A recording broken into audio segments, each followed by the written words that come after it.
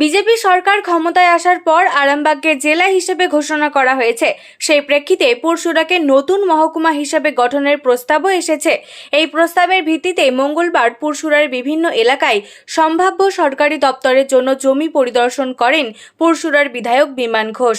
তার সঙ্গে ছিলেন আরামবাগের মহকুমা শাসক রবি কুমার এবং অন্যান্য প্রশাসনিক আধিকারিকরা।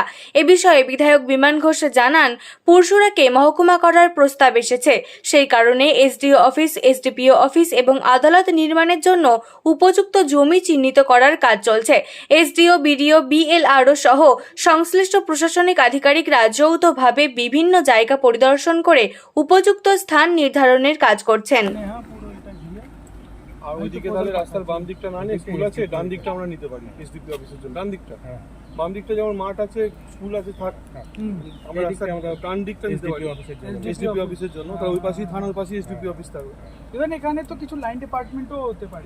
এখানে অনেক জায়গা আছে। হ্যাঁ, শুধু ম্যাডামকে এগ্রিকালচারের জন্য কিছু জমি আমাদের অন্য জায়গায় খুঁজে দিচ্ছে। ও তো ঠিক, ও তো ডিপার্টমেন্ট করে দেবে। ওটা ওই বাজারের সব সবজিওয়ালা যারা কোথাও তুলে নিচ্ছে ওখানে বসানো হবে, এটাকে তোলা হবে ওখানে। ওরা আসলে আসতে চায়, এখানে মান্ডিতে বসানো ওদের বিজনেসটা নষ্ট হয়ে যাবে।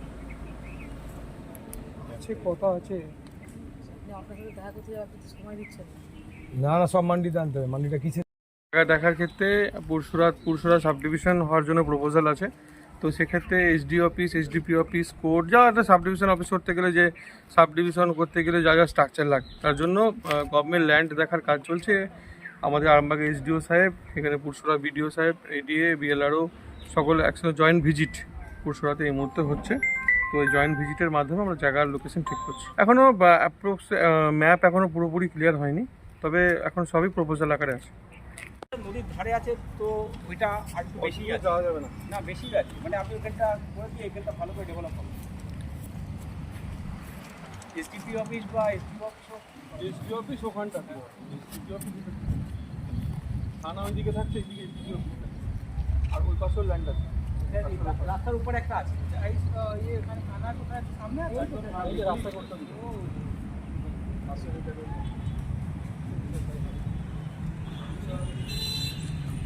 ওখানে কি আছে?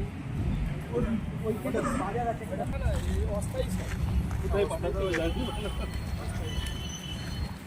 এই যে ভাইকেল বড় বাউন্ডারি দেওয়া এক জায়গাতেই হয়ে যাবে। ওই যে বাউন্ডারি দেওয়া আছে এখানে না কি করতে হবে, ঠিক আছে, ডিজাস্টার নিয়ে একটা রিলিফ গো ডাউন করতে হবে, জায়গা লাগবে, এমনি হবে না। রিপোর্টার হ্যাঁ না স্যার, আলাদা করে অ্যাডমিনিস্ট্রেটিভ বিল্ডিংটা এখানে এখানে হলো এটা বেশ ইনপুট ফ্রি ব্যাপার নেই। মানে হয় না, যেগুলো আছে ইনপুট বিল্ডিংগুলো তুলে দিয়ে নতুন বিল্ডিং ছিল, সবাইকে একটা করে ঘর করে দেয় আমার অনেকটা আছে। আর পিছনে বিএলডি অফিসটাও আছে, ওটা ওটা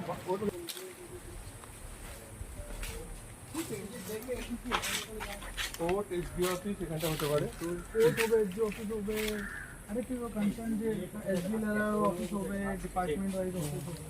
অত্যাধুনিক সুসজ্জিত লজ সানা লজ আরামবাগের চন্দ্রবান হাই স্কুল ও পুরসুরার দিগুড়িঘাটের মধ্যবর্তী লঘু চকের মনোরম প্রাকৃতিক পরিবেশে গড়ে উঠেছে এই অনন্য ঠিকানা।